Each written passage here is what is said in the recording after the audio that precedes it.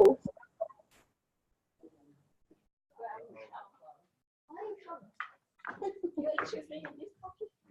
you told me about it.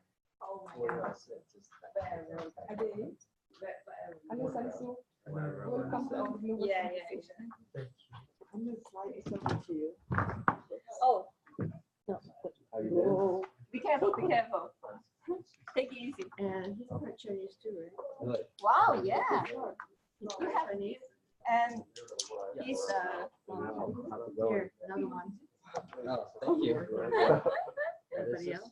Okay, we are live now, and I want to welcome you back to those that are hosting us. I'm sorry, but we're starting. So sorry. We're starting. Sorry.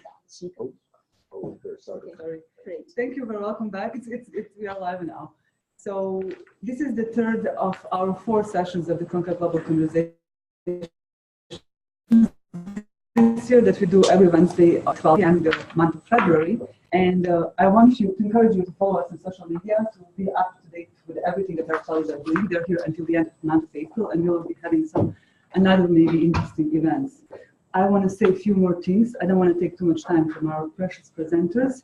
Hubert Humphrey Fellowship is a State Department program. It's under umbrella of the Fulbright. Professionals from all around the world come to spend 10 months at the university in the United States. This program exists in '78. It's named by the Vice President Hubert Humphrey, and this year is celebrating its 40th anniversary. Fellows come here, and in order to be selected for this fellowship, you have to have minimum 5 years of professional experience, proven track of leadership skills, and prove that you are doing something good for your community back home. They spend 10 months at the university, and at the end, they go to do professional affiliations, which means they're actually working with the media outlets, or other fellowships are in the law or public service. So our fellows are in journalism and communications. They usually end up working for the big media outlets for 6 weeks at the end of their fellowship. This year we have 11 professionals from 10 different countries, and some of them already presented.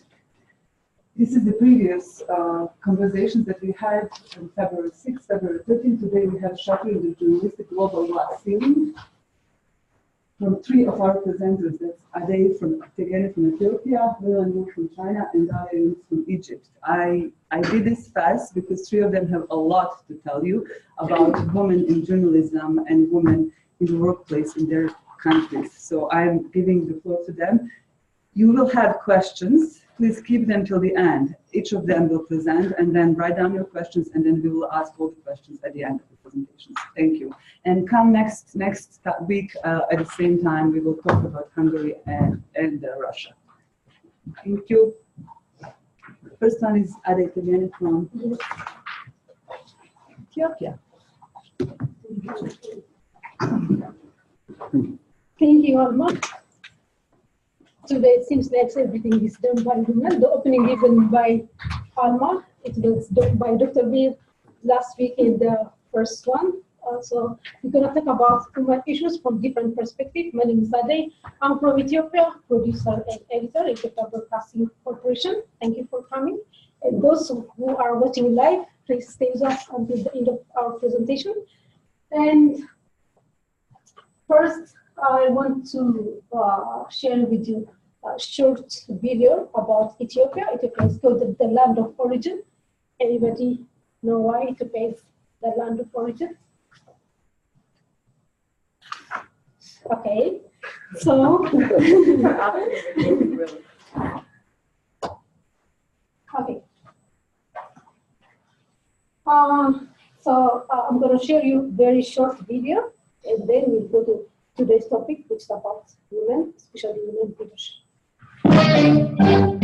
A unique country, modest with its exquisite terrain, pristine lakes and falls, as humble as any place where a heroic soul belongs, steeped in ancient history and known proudly as the cradle of humankind, the coffee capital of the world. Ethiopia is gloriously flourishing, peaking in momentum towards economic, political, and social transformation, and looking forward to a prosperous future. Ethiopia, a new horizon of hope. The country is moving with speed, breaking walls of division and building new bridges of unity. It is one of the few countries in Africa where women take half of the cabinet seat. Ethiopia has a first female head of state and a female president of the judiciary, and has made significant transformation leaps in foreign policy.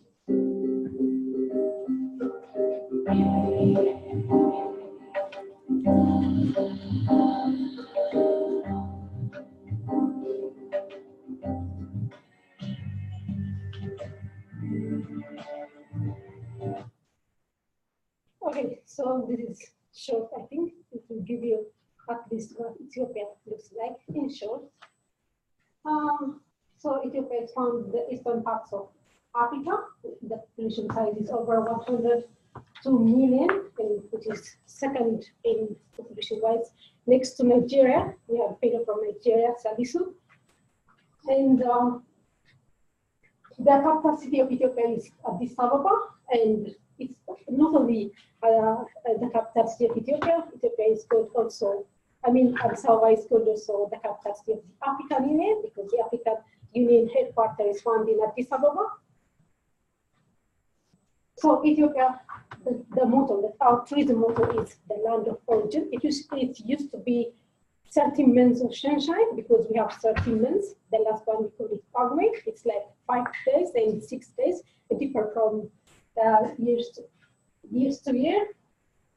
So why it's the land of origin?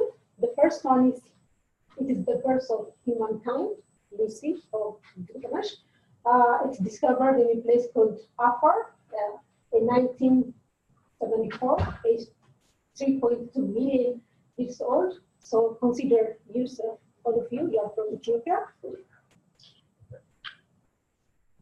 The other is coffee birthplace. The coffee we drink every day, Starbucks. So Ethiopia is the birthplace of coffee. And you can find Ethiopian organic coffee in Starbucks. And the other is the Blue Nile, the longest river in the world. It's Nile. Some say that recently it's also Amazon, but we say that it's Nile. So the Nile comes from the Lake Victoria, and then all the way, as you can see here, from Victoria all the way to Sudan, and Ethiopia contributes 86% of the volume. And then it goes to Sudan, Cairo, Egypt, and finally Mediterranean Sea. So, sorry. So today's topic is women in leadership. I'm going to talk about especially women in leadership in Ethiopia and also the media's role. When we see the world nations have never had a female leader. When you see this data, it's from 1964 to 2017. So when you see here, 77 countries have never had female leader, and 42 countries had leader between 1 to 4 years, 13 countries 5 to 9 years. So this data shows that women representation, especially in the top position, is small, even if there is increment or improvement now. When we see the representation of women in the top leadership positions, the Africans especially, you can see here Ethiopia and Rwanda, they tremendous, we can say there is a tremendous change in the countries, followed by South Africa, Seychelles, and Uganda. And I'll talk about the past and also the present, because there is a big difference in the past and current, especially before few months in the country. So when we see here women in the House of People's Representative or our Parliament, in 2000 election it was 7.7, in 2005 it increased much and it became 21.4, and 2010, 27, 2015, the representation of women, it's 38%. And we have a coming election next year, so I think it will be 50%. When we see the ministerial position, Actually, you saw it from the short video. Half of the cabinet member are women in Ethiopia. The change was before few months. So from the 20 position, 10 are women. Before the ministerial position was like 8, and the women were 4.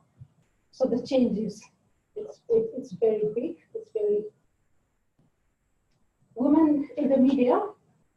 This is the media that I used to work before I came here, Ethiopian Broadcasting Corporation. So it has 3 television channels and 3 radio channels, including the national radio. I work in the national radio. So when we see women representation in the top positions, the top management level, and senior editors and editor levels, it's like in the government. We can say like that. So before the women in those positions were very small. Now it's changing. At least, for example, when we see in the top management position, the national radio in the top position is women, and also Channel 3 is also the top position. We find women leader, and also the number of women in the senior editor and also in the editor position is also increasing. There is a change, but still we need to work on this area. When we compare it with the ministerial position, we can say it's very small. So let's see what women face, the challenges women face in that country. Most countries, I think, share this issue. For example, the stereotypes, the society attitudes, women and men thing, even the society divide the work. These are men work, these are women work, especially the low-level position work are counted like the women work. And the housework, education, economy, gender-based violence, women themselves, early marriage, actually it's decreased, especially in the countryside, in the town or in the cities area. Mentors, there is very shortage of mentors and also multiplier leaders, we can say. So let's see the government role and the women, the media role, gender stereotypes. There's also a proverb in my language, in Amharic. We say, which means, as you can read from here, wow, she's so good. She's like a man. When you hear this word every day. So when you do something nice, and if you are a woman, people say, wow, it's like, oh, it's like she's like a man. And also other words, so these words have big psychological impact.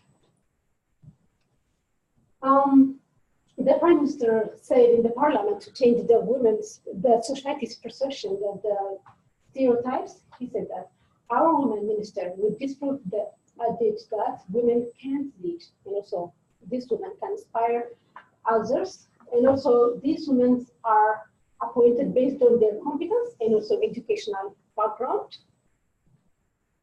And also, the study shows that women are less corrupted in my country. The data shows that.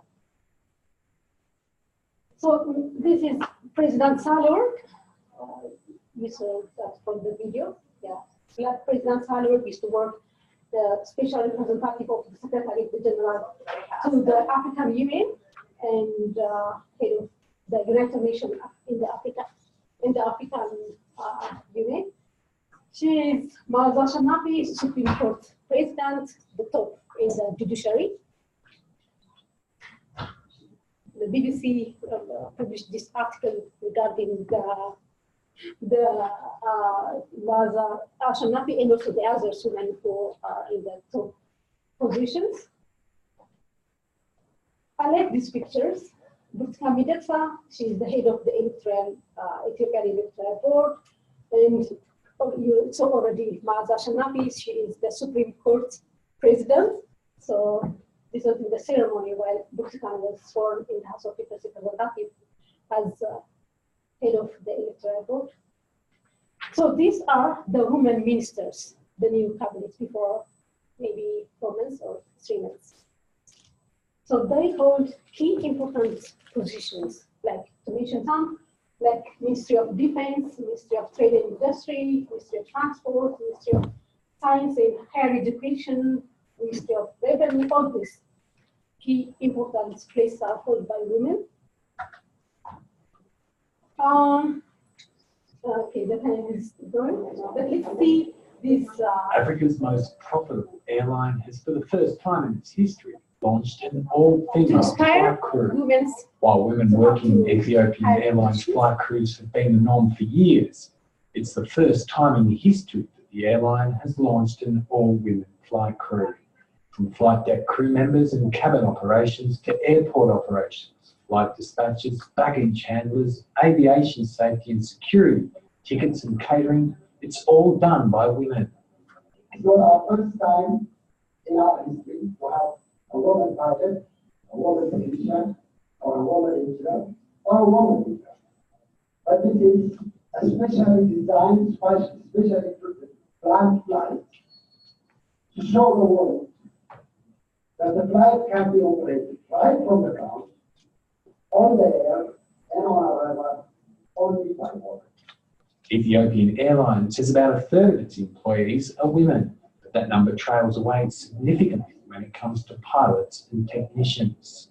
This launch is dedicated to increasing the number of women in decision-making positions on top of key operational areas. The airline is grooming and mentoring successive female employees for the top managerial, technical and operational positions. It's a move that's been welcomed by passengers. I think it's not empowering women. It's good. It brings the justice on young women. They always been doing so. So it's all to empower women, so that because as I mentioned before, the stereotypes like these positions are for men, pilots, engineering, and doctors. Even if it's changing now, especially in the country, in the cities or the town area, this perception is changing a lot. Flight to Bangkok is going to be a very good demonstration, and it's going to be a very good opportunity for many people to show that we women can survive. But there is a saying which people refer so many times that behind a successful man, there is. I think there will be a geographical location change tonight. And the word behind will definitely change up to precise. Okay, so media's work too much, you can say, to change the perception of the people or the society in the form of news coverage, women issues, in the form of news coverage, documentary, talk shows, and entertainment. And we have special program dedicated only for women who raise women issues, like Setoj, which is called, when you translate it in English, it's like women. Sileswa and Durjana, it's the same. And we cover also, this is just to show what the media was working on women issues, for example, to decrease the early marriage, especially in the countryside area. So our media used to produce too many stories, okay? And also that one is to show, for example,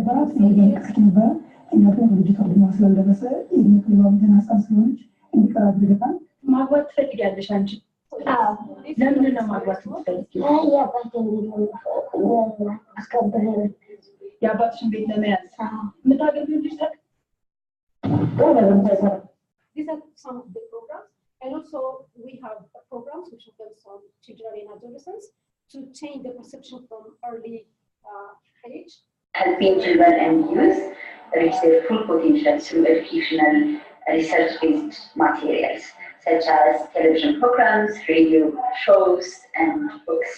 Hello Girls, it's a 2D fully animated television series and comic books.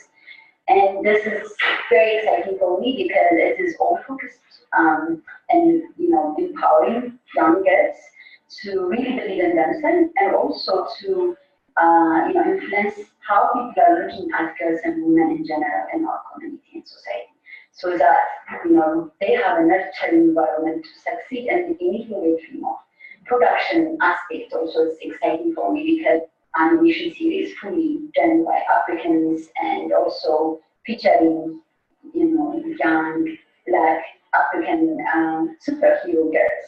So the superhero are challenging issues such as stopping early marriage or fighting for girls in school and things like that. So key areas, still we need to work to change the perception and also to increase the number of women in the top leadership position in the media, in other sectors. What I put is media coverage. Still we need to work on women issues because media have got big power to change the society's perception. And but currently when we see the airtimes are occupied by sport and entertainment, it's all about business thing. So I think we need to change this perception, and also we need to have women leaders in media so that we can bring women's issues, as a top priority to cover as a story. And we need also multiply leaders or mentors so that others can be inspired by them and come to such positions. Alexander Berg's book, Leading, and sit in the table and make you partner and partner. These are very important area. We need to work on this. And also leadership trainings are also very important to bring many women in such positions. Thank you. And now, questions? Dalia. Next one. So remember, write down your questions. I'm sure that you have some very important questions to ask.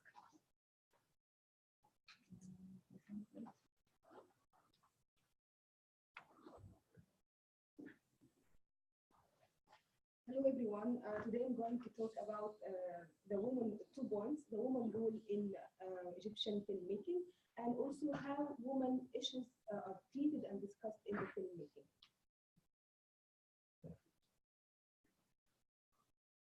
I chose the Egyptian filmmaking or cinema because Egypt has great progress in this field. Egypt is called the Hollywood of the East because it attracts all the directors and producers and actors and actresses all over Arabic world to come to Egypt, seeking for being more famous and popular and they act in Egyptian dialect. And also Egypt, like it has since 1996, it has produced over than 4,000 Egyptian films created in the Arabic world. And 1940s and 1950s are considered the golden age of the Egyptian cinema, as Egyptian cinema's industry in this period was the world's 3rd largest. The women pioneers, there are female icons, Aziza Amir, Asa Dagher, Bahija Hafiz, Fatma Rushdie, and Mary Queen. They are the female icons who lead and have a great contribution on the filmmaking in Egypt. Also, everyone has her own character and her personality, but there are similarities between all of them. All of them has a lack of close relationship with men. They have no relation, like they were no subjected to the men. They can't impress them to keep them from working or to impose them for some restrictions.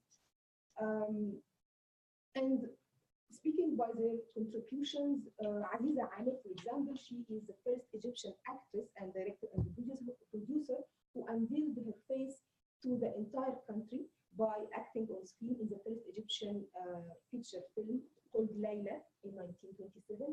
And that was a result of a feminist movement in the time after Egyptian Revolution 1919, in which Egyptian women protested alongside with the men for the first time against the Britain's colonialism.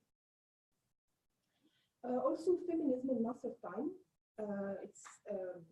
in that time after Egyptian Revolution of 1952, Gamal Abdel Nasser overthrew the king Farouk and Egypt became a republic. So he has interest in film industry, and that led to recognition of cinema as a national industry. He also interfered directly to control over the film industry and served the nationalistic agenda. So women in that period of time are portrayed as Egypt in the movies. And a good example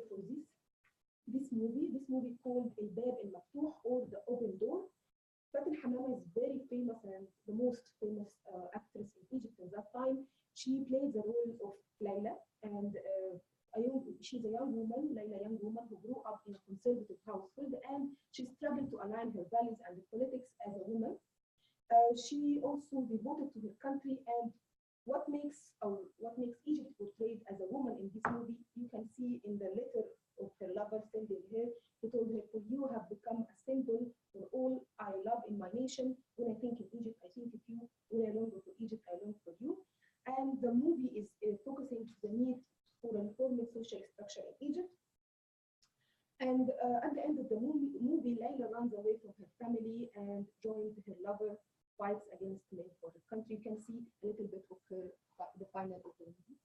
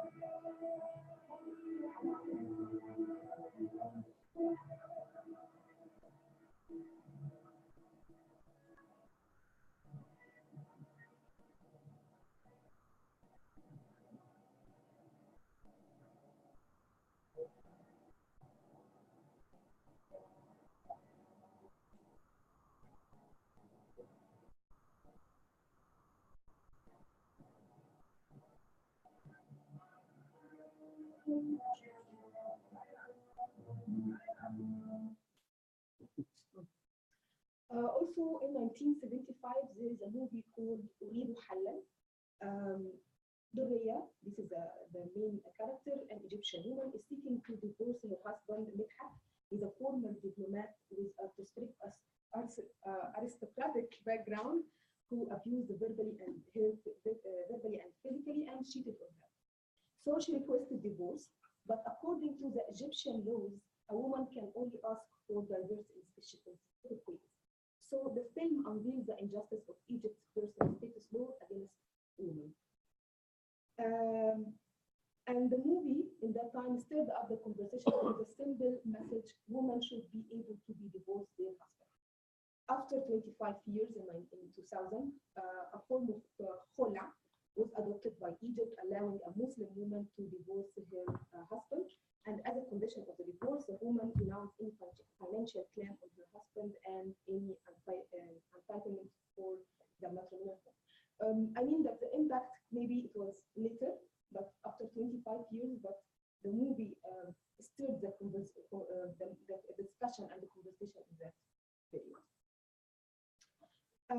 Recent movies, there is a movie called Cairo 678. It's produced in 2010. This movie is based on true events and the stories, focuses on sexual harassment and the struggle females face in their daily lives. And it portrays the lives of three different females, Faiza, Siba, Nelly, who are from different social classes and were harassed in different ways. You can see the promo here.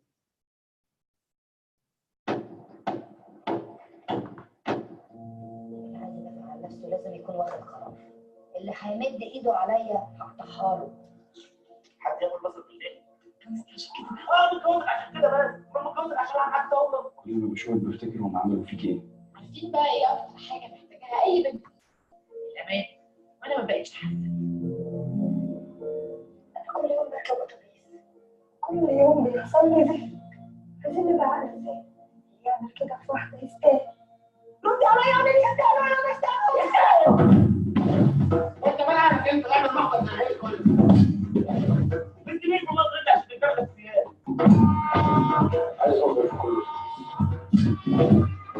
انا حصل لي تحرش. لا ما حصليش.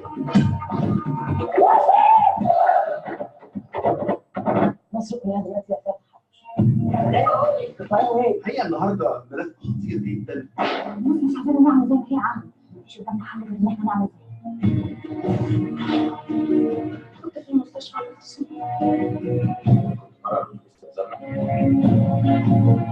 انا يا عم العيش دافية دافية بص في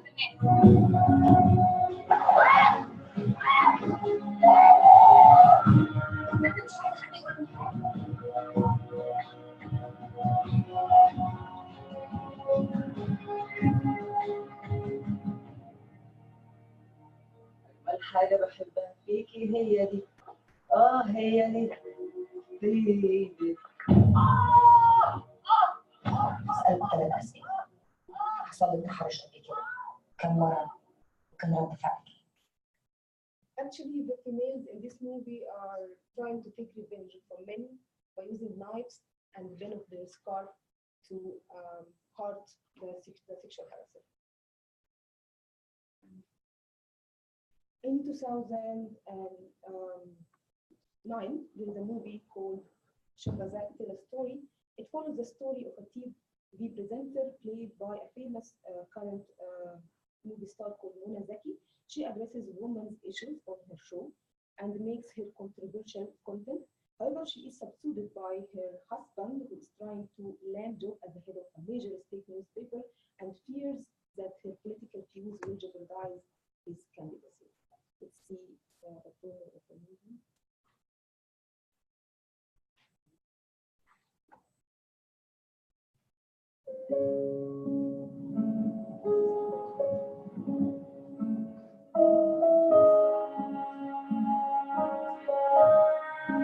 ايه رايك في البرنامج اللي هيتعمل على محطه قناة الشمس؟ بصراحة البرنامج مش قد كده. احنا عايزين نهديها شويه. ينفع حد في شغلك يقول لك تكتب ايه وما تكتبش ايه؟ يوه خد الوقت. يعني حبينا نرفه عننا وعنكم شوية ونتكلم عن أجمل المشاعر. حواء. طبعا يا أستاذ، إحنا ال3 كنا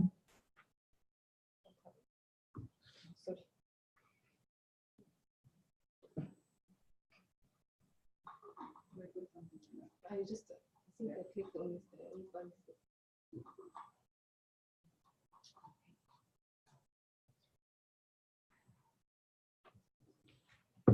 كل واحدة يبقى لها عروسة.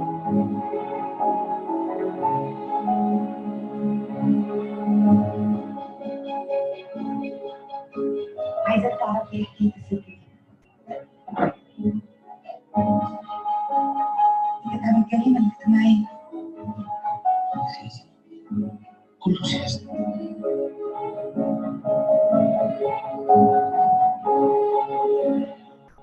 وعلى فكره ده كان الحجاب اللي بيتحط على الشعر فلوس، الحجاب اللي بيتحط على القلب بيبقى خفيف. انا عايز اقول لحضرتك ايه بقى؟ اسمي اداب يا ماما. ايه بقى؟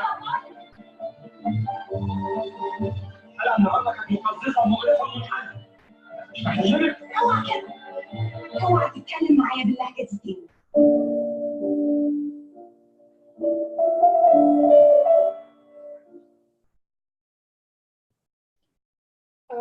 There is another movie called Asma.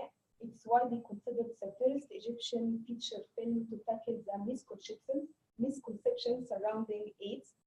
The film follows the story of Asma Hind Sabri. She is a movie star from Tunis, and she is affected by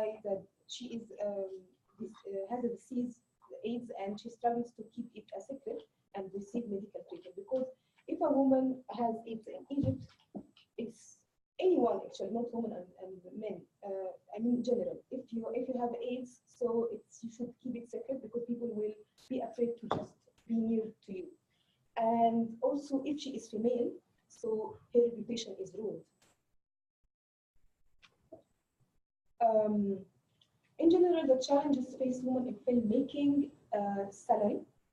The directors and the actors are taking half the salary of the men, and also script writing. Now there is a few scripts that focused on the woman, unfortunately, and there are few directors, we need more, but according to other countries, there are good number, but still we need more directors.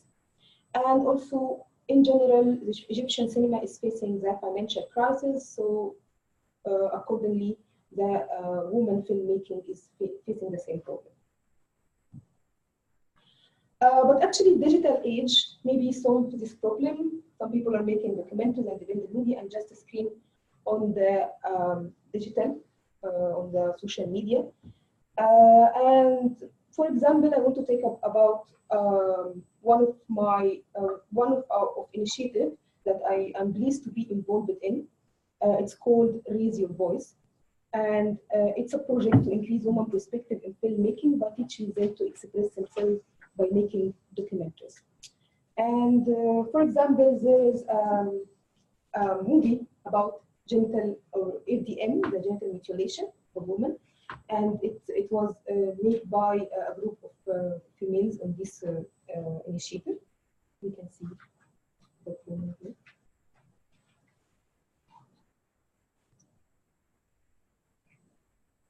So.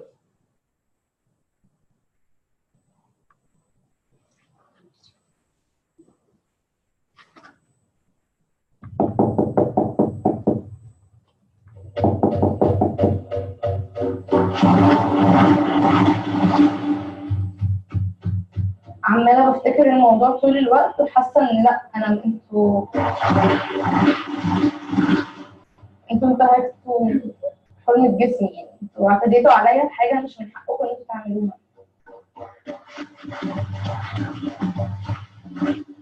لو عايزة تعرفي ايه الختان، هو حاجة بتأثر عليكي طول الحياة. الموضوع بنتعايش معاه، مضطرين نتعايش معاه، ما اخترناش أي حاجة يعني. والمشهد داخل عليا فقلت لها لا انا مش هقدر استحمل كده مع الدم اللي نزل. بابايا وانا صغيره حد من اصحابه حلم بيا وقال لي بنتك هتطلع بنت مش كويسه، انت لازم تلحق الموضوع ده. البدايه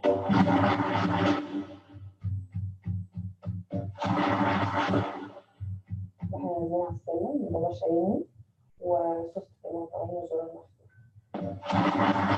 انا لسه بفوق ومش شايفه حاجه، وانا كل اللي بقوله كله صوت.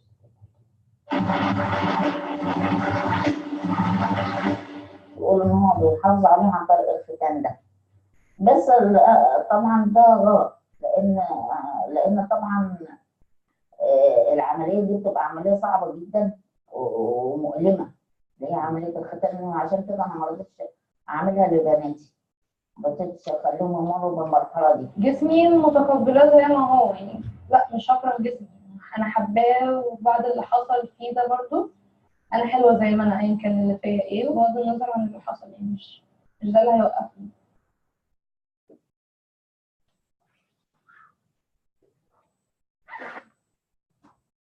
Actually, this movie is a documentary, so it's based on all of these characters are real. Just to clarify, from the program of FGM stands for female genital mutilation. Yeah, female genital mutilation. Thank you. Thank you, Dalia. Now we have our first presenter, Lilan from China, and then we will talk about all three stories.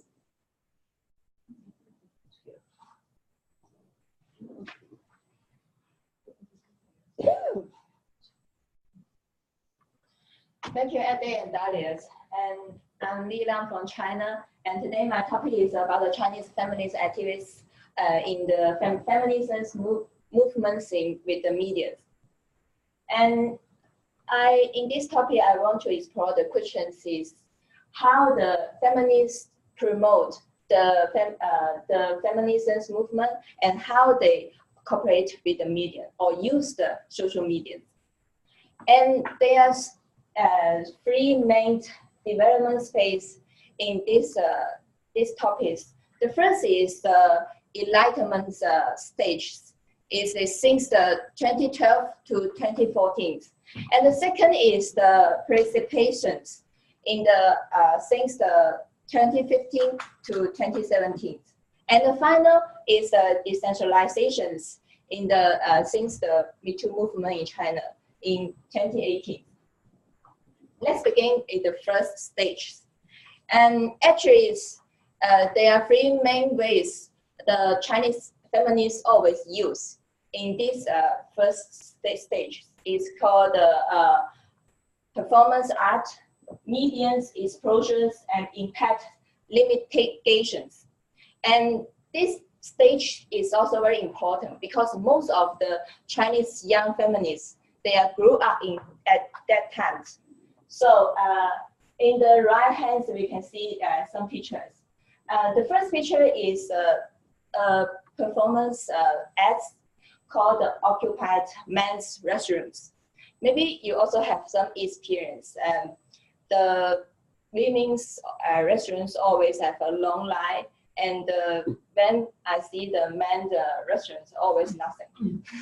Yeah, that's why they do the performance ad to fight against the unjust public restrooms in different cities. And they don't not only just do the performance, they also will invite all kinds of the media to report this act. And it will make the biggest media explosions in the public. And the second picture is about the famous governmental medias in China. They also report these issues.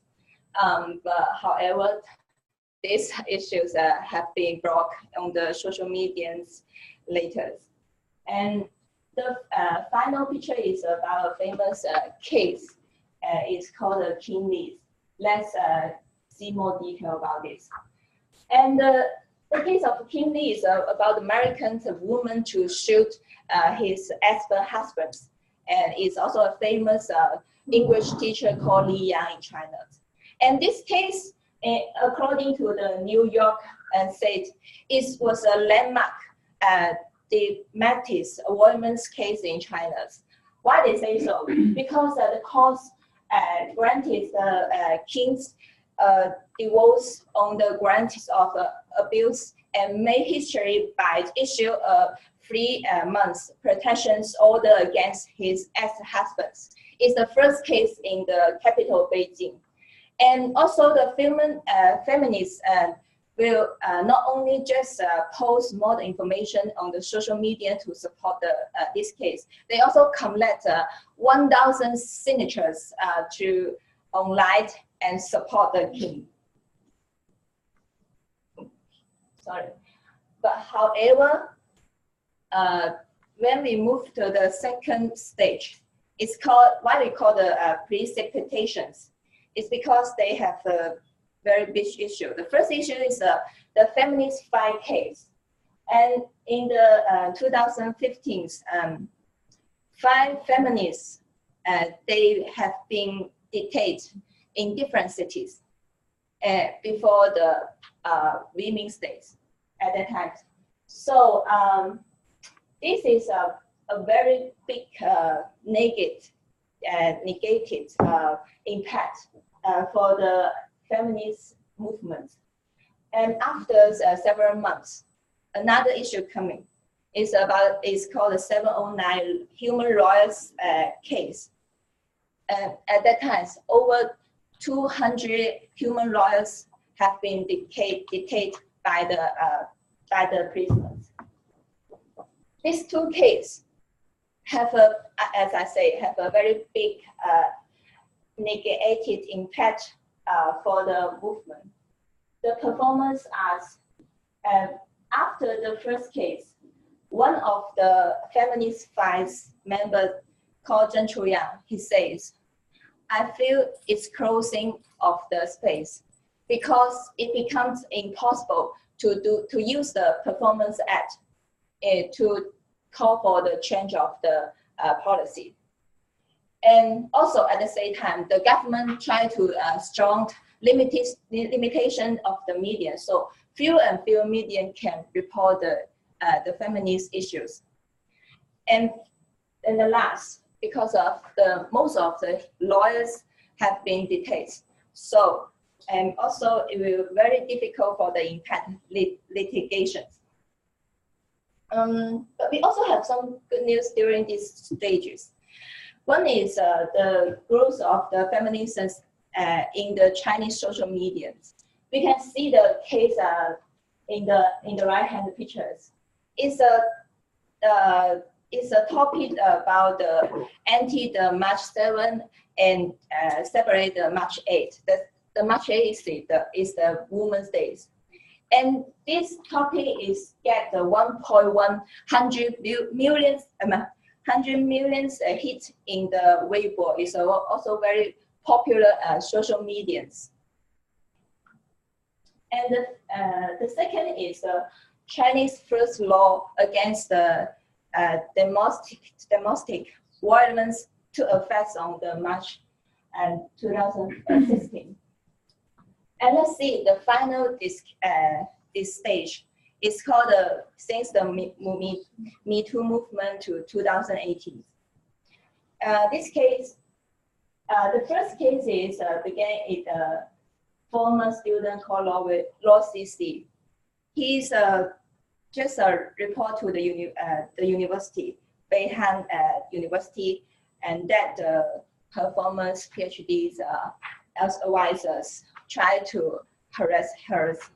But the university doesn't give any replies, so she tried to post it in the first person account of these advisors. At the same time, the independent journalists called Huang Xuetao post the story detail.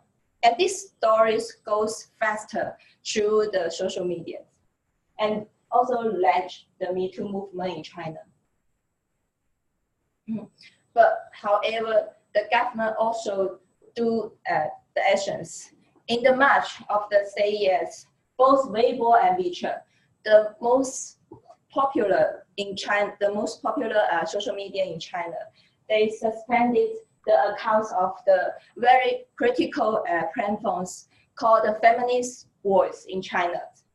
And at the same time, the other feminists in the different cities also was questioned by the policemen and friendly advised to stop their activities. But however, the movement keep going because more and more the people stand up and speak up their stories. Over 8,000 students and roommates signed their open letters to their own university. 90 universities received this open letter to call for the regulations about the sexual harassment preventions on campus. And according to another median, there are 36 Me Too movement cases since the Me Too movement begins. And the data is by the October in 2018. We can see it, 19 cases is real name report. And also 18 cases happen on the campus. And we also have some happen in the NGO circles and the medias. And this is also amazing. It means most of the women try to stand up their story. And after the Me Too movement, I call it a post-Me Too in China. The feminists try to use more innovative ways to engage more audience. Like we use the applied theaters. In this picture is one kind of the applied theater called the playback. Just the audience can listen and share their story, and the player will play their story immediately. And in this picture, there are almost 400 audience join these theaters. And the last one, and the second one is the short videos, because short video also very popular in China at that time. So let's see an example. It's very popular in China now, but also blocked by the government. 有请6位天朝沙门的资深体验人员发言。胡同，上司，不认识哎。滴滴， 10岁了，20岁了，胡同上棍儿子，弟弟10岁了，20岁，胡同棍儿子，弟弟10岁了，6岁，胡同棍儿子，弟弟10岁了，20岁，他最有天分，他最不可胜。都怪他自己唱不会，你如果在场，在当时两个，只怕会比我更加干脆。Do you think the background music is a little similar? Yeah. Yeah, the background music is from the Chicago, the American museums, and this is followed the museum, but this campaign is based on the Chinese real news, and it tells the story about 6 women why they killed their husband, and it also showed the Chinese women is under press on the violence not only in the family, it's also in the societies. And so let's review these pictures, the 3 development stages, and we can see it, and it can say it, the Chinese feminists try to all kinds of their ways to engage and empower more the people to join them, and even they face more challenges, like some activists have been detained for 37 days, or the government try to control them, but they also first, they also can empower the others through no matter the social media or others. And we can also see the environment have changed in China, because even the government control the feminist organizations, they also more and more women try to speak up their story. At the end, I want to share a word. They want to bury us, but they don't know we are the seeds. This word is said by one of the feminist leader called Liu Ping. She also is the founder of the feminist voice, as I showed before. And I think this is very inspiring me, and I also want to share with you. Thank you. That's all. Thank you. Thank you. I would call all 3 participants, but then put here. And now the floor is open for your questions. You've heard about the women's rights and the feminism in Ethiopia, Egypt, and China. Come here. I'll put you're the ones. So, questions? I have a question for Dalia. The movies that you show really horrendous scenes of violence against women in Egypt.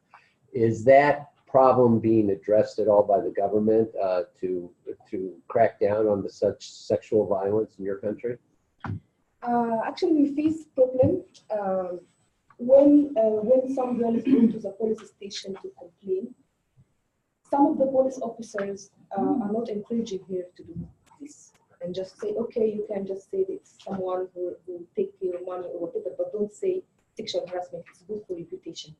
So some workers do this, but not the government who are like the laws.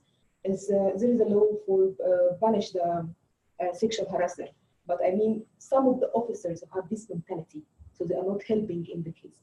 So that is the problem. And also some people say, okay, don't say it's okay, just to forgive him in the street, I mean, just forgive him to reputation. So it's also a society problem sometimes. Any other questions? Yes. Yeah, I have a question for Ms. Wu. Has the government been relatively tolerant of social media efforts to address this problem, or has it relaxed its restrictions on social media that would have precluded the sort of dissemination of information regarding women's rights issues? Sorry, can you repeat your question, because I I'm wondering if the Chinese government has become more tolerant of social media issues that address women's rights issues in the last 5 years, or do you think that's getting fairly, the information is being fairly disseminated through these videos that might be available through net-based outlets or otherwise? So if I'm understanding well, the question is the government actually doing any kind of censorship? Yes. Related to. Yeah, actually, the government in these 5 years, they have, improved of their censorship skills in these 5 years. So we will see some information when it posts on the social media is very quickly to be delayed on the social media, and that's why sometimes we think we are just like complete with the cat to have the limit time to engage more people to reach our information. But we also find a different way, like the applied filters or another way. And actually, the pictures of the applied filter also have a long story, because the government also tried to shut down their filter before. But they also can engage almost 400 audience to this filter. So it's like why we also will have the short video or something, because now in China the article is very easy to be delayed, because they can easy to find the keyword. But the short video maybe is it will stay a long time. Yeah. One more, yes. Yes, I have a question for Adey. And thank you all, it's very enlightening. It seems in Ethiopia you've made tremendous progress as women. I just wonder what you attribute this to. Is it educating women at a younger age? Is it more women's groups? Is it the media? What is causing this? So there are a number of factors. I can mention the major one is the political change. So before 10 months, there is political reform in the country. So the government appointed half of the women into those positions. But I can say also the media played also an important role to change the society's perception towards women leadership, and education too. And yeah, these are the major factors which contributed for the change in women leadership. Any more questions? Well, thank you all for coming. I would invite you to come to our last of this year Cronkite Global Conversations next Wednesday at 12 p.m. We will have a Valin from Hungary and Alex from Russia. They will talk about hidden dictatorships and how some politicians use the tools of the democracy to get what they want. So it's going to be interesting.